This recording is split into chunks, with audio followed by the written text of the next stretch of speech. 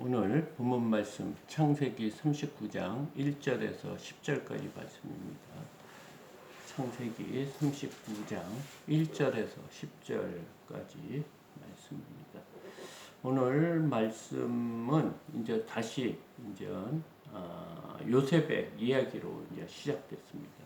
그러니까 37절까지가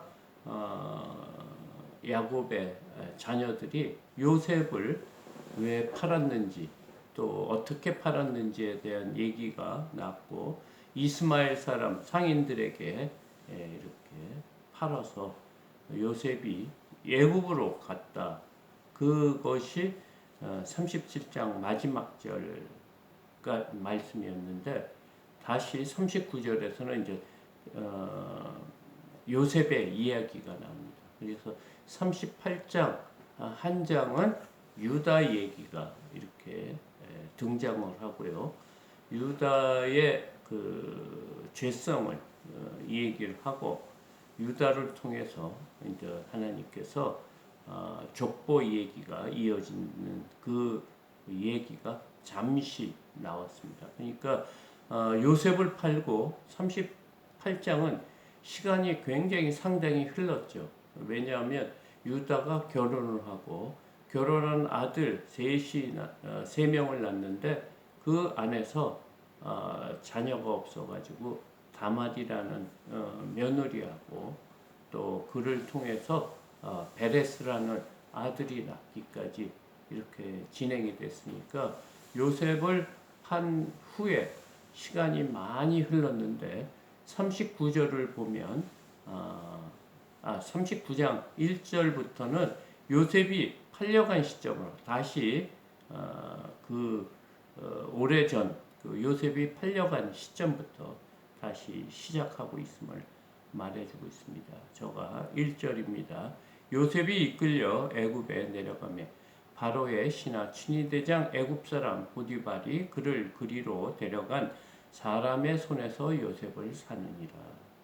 그러니까 요셉이 이스마엘 사람에 의해서, 상인에 의해서 지금 애굽으로 내려갔다. 이끌려. 그러니까 요셉이 이끌려 애굽으로 내려갔다. 그러니까 요셉이 원해서 간 게 아니고 어떤 힘에 의해서 이끌려 갔다. 이런 의미로 볼 수 있습니다. 그러니까 하나님께서 요셉을 통해서 야곱의 후손이, 하나님의 백성이 바다의 모래알처럼 하늘의 뭇별처럼 그런 민족이 생성되기 위해서 지금 요셉을 이끌고 갔다는 그런 의미도 됩니다. 그런데 하나님께서는 누구 집으로 지금 요셉을 팔리게 하냐면 바로의 신하, 친위대장, 그런 아주 높은 지위에 있고 바로와 굉장히 가까운 사이에 있는 보디발이라는 그 사람에게 끌려가는데, 여기서 보니까 보디발이 요셉을 샀다 이렇게 얘기하고 있습니다.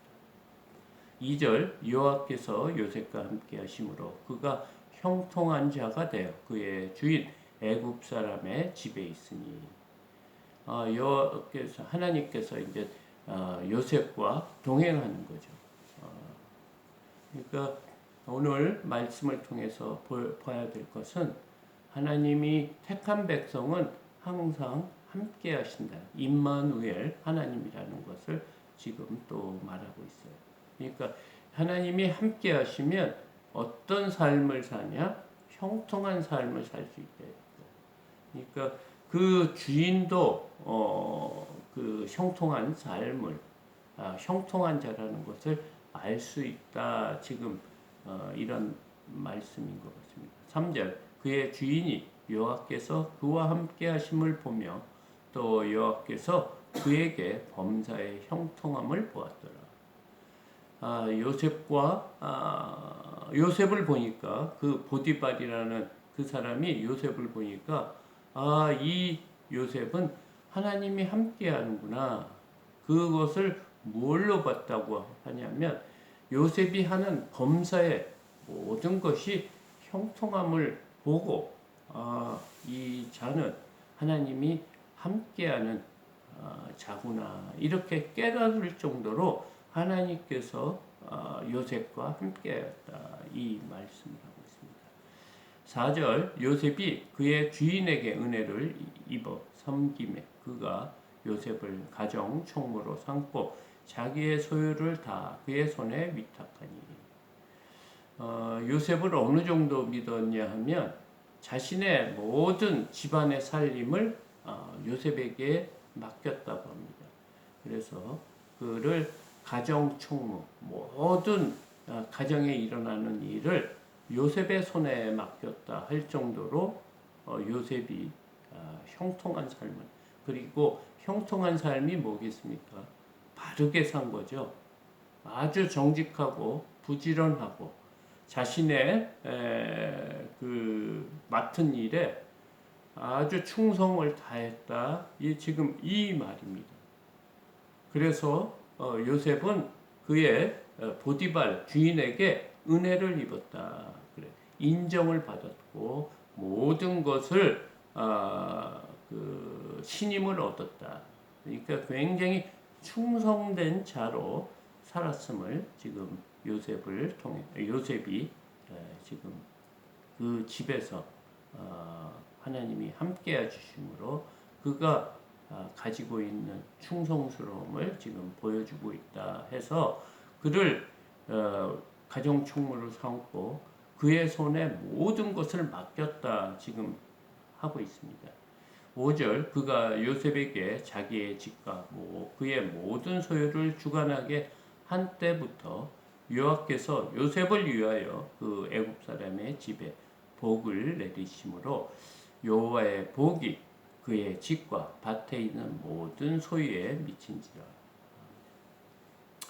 그러니까 요셉이 가정 총무로 받고 그 집이 복을 받은 거예요. 그러니까 믿지 않는 사람들의 눈에서도 세상 사람 눈에서도 이 요셉이 온 이후로부터 모든 것이 잘 되는 거예요. 형통하고 하는 일마다 많은 수확을 얻고 또 모든 것이 잘 이루어지는 거예요.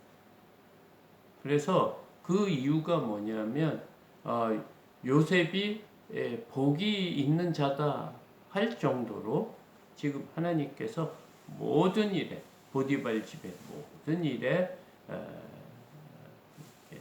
형통하고 잘 되는 일을 주님께서 허락하셨다 이 말입니다. 그러니까 우리 믿는 자들이 가는 곳마다 이런 증거가 나타나야 되지 않을까 생각합니다. 혹시 우리가 어떤 직장에 들어갔으면 그 믿는 사람 한 사람 때문에 그 직장이 잘 되거나 모든 일을 할 때 함께 할 때 이렇게 하나님이 함께 해주시는 그런 은혜가 넘치는 저와 여러분이 되기를 축복합니다. 6절을 보니까 주인이 그의 소유를 다 요셉의 손에 위탁하고 자기가 먹는 음식 외에는 간섭하지 아니하였더라. 요셉은 용모가 빼어나고 아름다웠더라. 지금 주인이 어느 정도 요셉을 믿었냐고 하면 자기가 먹는 음식 외에는 간섭하지 않았다. 이런 말은 그러니까 보디발에게 개인적인 것, 아주 개인적인 것 외에는 다 요셉의 손에 맡겼다고 하는 거예요. 이게 자기가 먹는 음식이라고 하니까 굉장히 중요한 것 아니겠습니까? 자신 그 보디발 아주 개인적인 것 외에는 다 요셉에게 위탁하고 간섭하지 않았다. 그러니까 모든 것을 요셉의 손에 맡기고 요셉의 결정에 따라 다 진행되게 했다. 지금 그 정도로 보디발이 요셉을 믿었다 이렇게 말하고 있습니다. 우리가 믿음 생활하면서 증거가 우리가 믿는 사람 안에서 인정받는 것도 중요하지만 믿지 않는 세상 사람 중에서도 인정받는 자가 되어야 된다. 그래야지 하나님께 영광을 드리고 또 믿지 않는 사람이 하나님 앞에 올 수 있는 그런 뭐라고 그럴까요? 빛의 역할을 할 수 있는 거죠. 우리가 그래야지 하나님께 영광을 돌리는 거 아니겠습니까?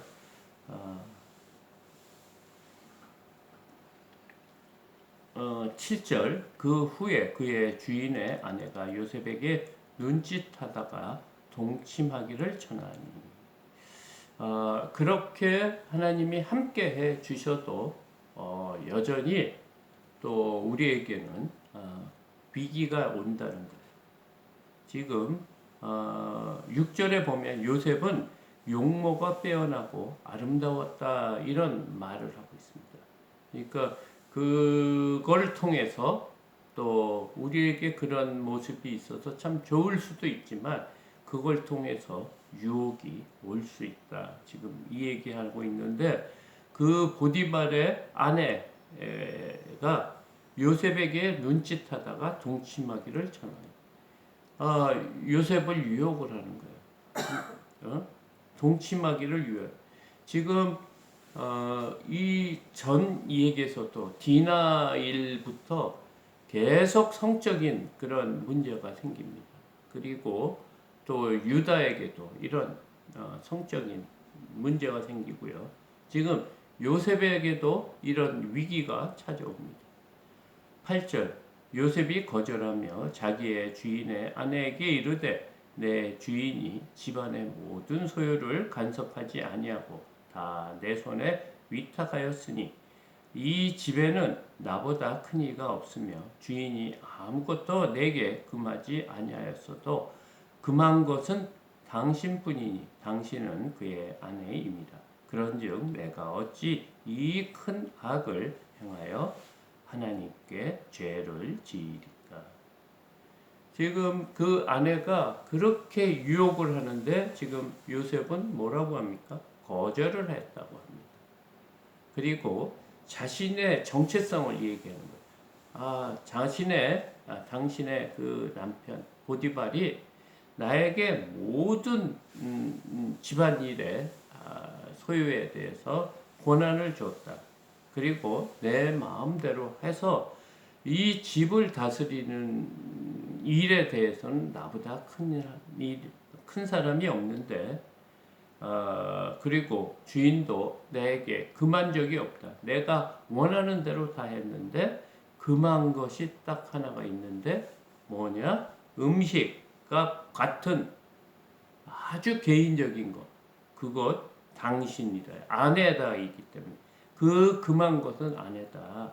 그러면서 내가 어찌 이 큰 악을 행하여 하나님께 죄를 지을까. 그러니까 자신의 개인적 성적인 것 동침하는 이 일은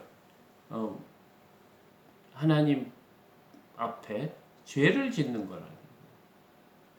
그러니까 지금 요셉이 자신이 보디발 집에서 하는 모든 일은 하나님 앞에 한 것처럼 지금 일을 했다는 거예요. 그래서 그것이 하나님께서 복으로 주셨는데 그 복 중에서 가장 위험한 지금 상황에 와 있어. 하나님께서 또 이걸 통해서 요셉의 믿음을 지금 측정하는 거였습니다. 그때 요셉은 단호히 거절을 했다. 우리가 이렇게 살면서 사람의 눈에 피해서 우리가 죄를 지으면 사람의 눈만 피우면 죄를 지어도 죄가 덮어지는 거라고 생각할 수 있습니다. 그래서 우리들이 죄를 짓죠.